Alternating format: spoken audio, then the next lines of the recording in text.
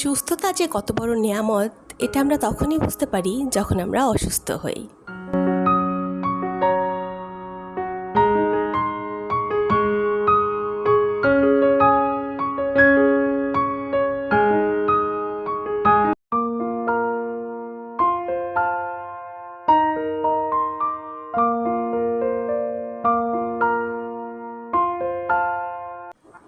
আসসালামু আলাইকুম। লামিস ব্লগে আপনাদের আরও একবার স্বাগতম জানাচ্ছি। ঢাকা থেকে আমি জান্নাতুল্লাহ মিয়া। আশা করছি আপনারা সবাই অনেক বেশি ভালো আছেন এবং সুস্থ আছেন। আলহামদুলিল্লাহ, আমিও ভালো আছি। আজকের ব্লগটা শুরু করলাম সন্ধ্যার পর থেকে। বাসায় দুধ শেষ হয়ে গিয়েছিল, তারপর আরহাম বাবা নিয়ে এসেছিল, ওই জন্য এখন ভাবলাম যে জাল দিয়ে একটু চা করে নিই। আর আজকে নাস্তাতেও বেশি কিছু করব না, শুধু একটু নুডলস করেছি আর একটু সুপি নুডলসটা করেছি। আর এটা ছিল ভীষণ ঝাল, কারণ আমরা একদমই ঝাল কম খাই। আরহামকে যখন আমরা এটা সিদ্ধ করেছিলাম তখন ওই সিদ্ধটাই আরহামকে দিয়েছি, ও ওটাই খেয়েছে। আর এই ঝালটা তো ও খেতে পারবে না, এই জন্য ওকে দেই নাই। সন্ধ্যায় নাস্তাটা আমরা খুব বেশি কিছু করি না, কারণ আমরা রাতের খাবারটা একটু তাড়াতাড়ি খেয়ে নেই, এই জন্য সন্ধ্যার নাস্তাটা একটু কম খাওয়ারই চেষ্টা করি। আর সেজন্য আজকে অল্প কিছুই করে নিচ্ছি। এই সুপি নুডলসটা করেছি আর সঙ্গে চা বানিয়ে নিয়েছিলাম। আর আরহামের তো আমার মতো অভ্যাস হয়ে গিয়েছে, ও চায়ের সঙ্গে বিস্কিটটা ডুবিয়ে খায়। আর আমি কিন্তু চা আর বিস্কিটের একদম পোকা বলা যায়, আমার চায়ের সঙ্গে বিস্কিটটা চাই। আর আরহামের বাবা বারবার করে বলবে যে বিস্কিটও যে এত পছন্দ হতে পারে কারুর, সেটা তোমাকে না দেখলে আর দেখা হতো না। আর এই জন্য আরহামের বাবা অনেক রকমের বিস্কিট নিয়ে আসে আমার আর আরহামের জন্য। তো যাই হোক, এই যে এখন নাস্তাটা করে নেব এবার।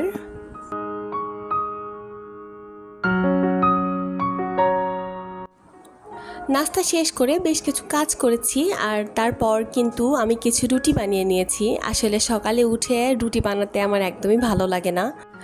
আর এদিকে আরহাম যেহেতু রাতে ঘুমোতেও অনেক বেশি দেরি করে, আর সকালে ওদিকে আমাদের আবার তাড়াতাড়ি উঠতে হয়, তো তাড়াতাড়ি উঠে আর সকালে রুটি বানাতে একদমই ভালো লাগে না। এই জন্য আমি বেশিরভাগ দিনই কিন্তু রাতে রুটিটা বানিয়ে রাখি। এতে করে যদি সকালে উঠতে দেরিও হয়ে যায় তাহলে বেশি প্রবলেম হয় না, কারণ রুটিটা তো বানানোই আছে, সকালে উঠে শুধু একটু সেঁকে নিতে হয়, তাহলেই হয়ে যায়।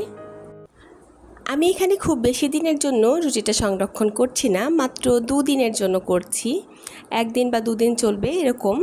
এই জন্য আমি এটা নর্মাল ফ্রিজে রাখবো, আর যদি ডিপে রাখতাম তাহলে কিন্তু অন্যভাবে রাখতাম। যেহেতু এটা নর্মালে রাখবো এই জন্য খুব বেশি ঝামেলা কিন্তু করিনি। আমি এখানে কিন্তু পেপার দিয়ে রেখে দিচ্ছি। নর্মালি আমি এখানে একটা পাতলা কাপড় দেই, কিন্তু এখন কাপড়টা আসলে জোগাড় করতে পারিনি, আর পেপারটা সামনে ছিল, এই জন্য পেপারটাই দিয়ে দিচ্ছি। যদি কিছু নাও দিতে চান তাহলে নাও দিতে পারেন, কারণ এতে কোনো সমস্যা হবে না, কিন্তু তবুও আমি দেই যেন নিচের রুটিটা লেগে না যায়। আর এই রুটিগুলো কিন্তু আমি একদম পুরোটাই বেলে রেখে দিচ্ছি না, কারণ এটাতে আমি 2 পাশেই একটু হালকা করে সেঁকে নিয়েছি। তারপর আমি এটা ঠান্ডা করে তারপর এখন বক্সে রেখে দেব। চেষ্টা করবেন একটা এয়ারটাইট বক্সে এগুলো রাখার জন্য, এতে করে এটা বেশ অনেক দিন ভালো থাকবে। আর যেহেতু আমি 2 দিনের জন্য রাখছি, এই জন্য খুব বেশি কিছু কিন্তু ঝামেলা করছি না, কারণ এটা তাড়াতাড়ি শেষ হয়ে যাবে। অনেক সময় দেখা যাচ্ছে যে বাসায় কিন্তু এরকম বক্স নাও থাকতে পারে, তখন কিন্তু কোনো ঝামেলা নেই। আমরা যে রুটির ঝুড়িতে রাখি রুটিগুলো, সেই রুটির ঝুড়িতেও আপনি ফ্রিজে রেখে দিতে পারবেন। এই ক্ষেত্রে আপনাকে একটি কাপড় নিতে হবে, সেই কাপড়ের মধ্যে আপনি রুটিগুলো রেখে সুন্দর করে কাপড়টা ভাঁজ করে আপনি কিন্তু ফ্রিজে রেখে দিতে পারবেন। ঠিক এভাবেই কিন্তু আপনি বেশ অনেক দিন রুটি সংরক্ষণ করতে পারবেন নর্মাল ফ্রিজেও। প্রতিদিন যেই রিকোয়েস্টটা করে নেই, আজকেও সেটা করে নিচ্ছি। আমার এই ভিডিওটি যদি আপনাদের কোথাও একটু ভালো লেগে থাকে তাহলে প্লিজ একটি লাইক দিয়ে আমার পাশে থেকে যাবেন। আর যদি খুব বেশি ভালো লেগে থাকে তাহলে আমার চ্যানেলটি সাবস্ক্রাইব করে রাখতে পারেন, এতে করে আমি যখনই ভিডিও আপলোড করব তখনই আপনার কাছে নোটিফিকেশন পৌঁছে যাবে।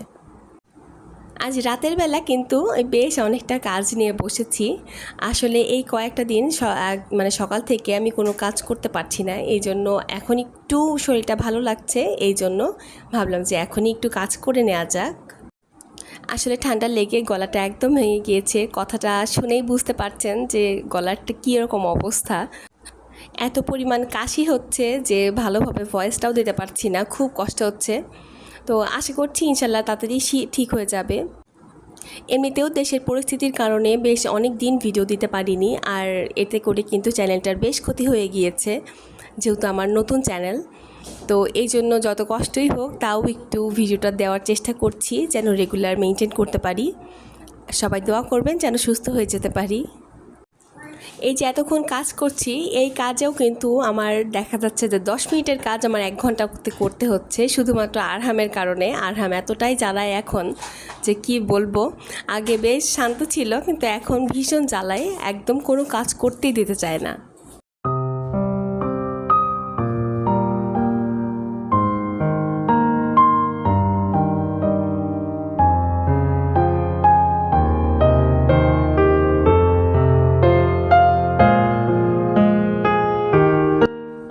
বেশ কিছু কাজ করতে করতে কিন্তু এদিকে এশার আজানটা পড়ে গিয়েছিল, তাই ভাবলাম যে আগে নামাজটা পড়ে তারপর বাকি কাজগুলোতে হাত দেই। এদিকে আমার এমন কাশি শুরু হয়েছে, তারপর কিন্তু সোজা তাড়াতাড়ি করে রান্নাঘরে চলে এসেছি। আর এটা বানিয়ে খাচ্ছি ঠিকই, কিন্তু কাশি তো সারার কোনো নাম নেই। তবুও খাচ্ছি, একটা জিনিস তো ধীরে ধীরেই ঠিক হবে, তাই একটু সময় দিচ্ছি যেন তাড়াতাড়ি ভালো হয়ে যায়। আমি যখনই এটা বানাই তখন আরহাম কিন্তু আমার পাশে এসে বলে, মা তুমি কি বানাচ্ছ? তো আমি ওকে বলি আমি আমার গলা ব্যথার ওষুধ বানাচ্ছি। আর তখন তার বায়না থাকে যে এটা আমিও খাবো, আমারও গলা ব্যথা করছে। তো আমি ওকে একদিন দিয়েছিলাম, আমি তো জানি যে ও খেতে পারবে না, কিন্তু তবুও একটু দিয়েছি। তারপর থেকে আর বলে না যে আমি খাবো। লং, দারচিনি আর যেসব মশলাগুলো আছে এগুলো আমি কিন্তু এমনিই দিয়ে দিতাম, কিন্তু আমি আসলে করি কি যে এগুলোকে একটু গুঁড়া করে তারপর দেই। এতে করে ফ্লেভারটা কিন্তু বেশি ভালোভাবে ছড়ায় আর খেতে কিন্তু ভালো হয়। আর গলার জন্য কিন্তু এটা আমার মনে হয় যে যখন গলা ব্যথা করে, সর্দি কাশি, তখন কিন্তু এটা খেলে বেশ উপকার আসে। চাইলে আপনারা এভাবে রং চা করে খেতে পারেন, কিন্তু আমি এখানে চা পাতা দিব না, আমি শুধু এমনি পানিটা এভাবে খাবো। আর এটা খেতে কিন্তু আমার ভালো লাগে, একটু সামান্য লবণ দিয়ে তারপর এটা খাই, ভালো লাগে খেতে।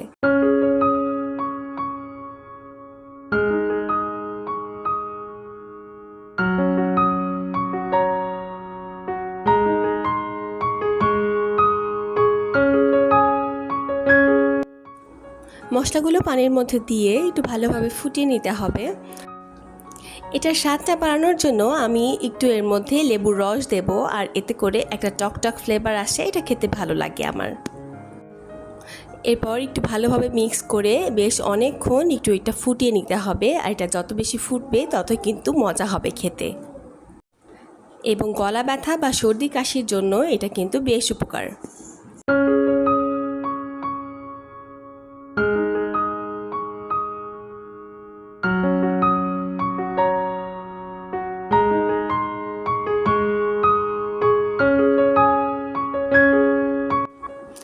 এই পানিটুকু আমি সবটুকু একবারই খেয়ে নিতে পারবো না, আমি অল্প অল্প করে খাবো, এই জন্য আমি একটু ফ্লাক্সে রেখে দিচ্ছি যেন পরে আমি আবার খেতে পারি। আর পরে খাওয়ার জন্য যেন আমাকে আবার এটা বানাতে না হয়, এই জন্য একটু বেশি করে করছি।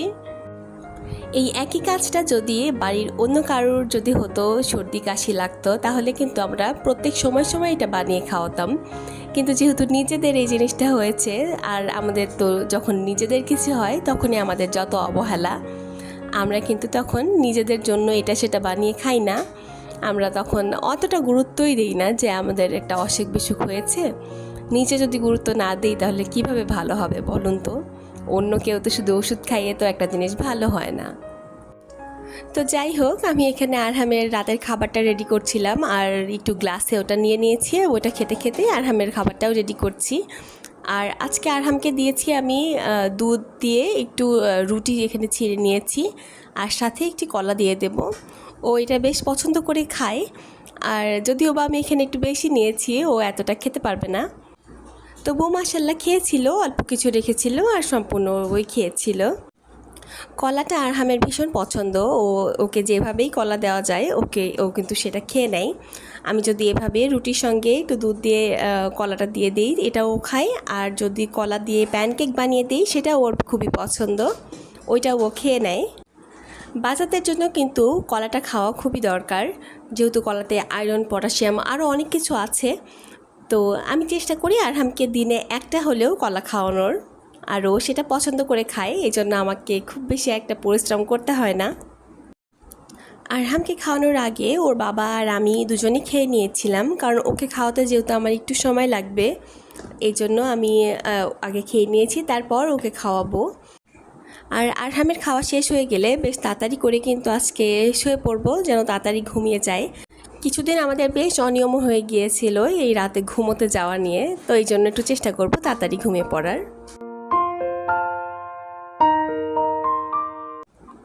এটা ছিল তার পরের দিন। আর আমি দেখলাম যে ডাইনিংয়ের এই গাছটার বেশ কিছু শিকড় গজিয়েছিল, আর এটা দেখতে মানে দৃষ্টিকটু লাগছে। এই জন্য আমি ভাবলাম যে এই শিকড়গুলোকে একটু কেটে দেওয়া যায়। তারপর কেচি নিয়ে একটু এগুলোকে কেটে দিচ্ছি, কিন্তু একবারে পুরোটা কিন্তু কেটে দিচ্ছি না, হালকা একটু জায়গা রেখে তারপর কিন্তু শিকড়টা কাটছি। এতে করে গাছ কিন্তু দুর্বল হবে না। শিকড়গুলোর সঙ্গে ভেবেছিলাম যে এই আগাটাও একটু কেটে দেব, তাহলে ওই আগাটা থেকে আরও একটা ডাল বের হবে। তো তারপর দেখলাম যে এমনিতেই এই গাছটা অনেক লম্বা হয়ে গিয়েছে, ওকে যদি আমি আগা কেটে দিই তাহলে খুব বেশি জোর পাবে না আর একটা ডাল হওয়ার। তো এই জন্যই আর কাটি নাই তখন। আর এটা নিয়ে পরে একটু বসতে হবে, একটু কাজ করতে হবে, পরে ইনশাল্লাহ আপনাদেরকে দেখাবো। আমার প্রিয় আপু ভাইয়া এবং আন্টিরা আমার ভিডিও দেখে ঠিকই, কিন্তু লাইক দিতে ভুলে যায়। তো আজকে একটু মনে করিয়ে দিচ্ছি এই জন্য যে প্লিজ আমার ভিডিওটিতে একটি লাইক দিয়ে যাবেন। আপনার একটি লাইকই পারে আমাকে হাজারো মানুষের কাছে পৌঁছে দিতে, তাই প্লিজ একটি লাইক দিয়ে ভিডিওটি কন্টিনিউ করবেন। তো যাই হোক, আজকের ভিডিওটি এই পর্যন্তই। দেখা হচ্ছে পরের ভিডিওতে ইনশাল্লাহ। ততক্ষণ পর্যন্ত আপনারা সবাই ভালো থাকুন, সুস্থ থাকুন, আমার জন্য দোয়া রাখবেন। সবাইকে খোদা হাফেজ, আসসালামু আলাইকুম।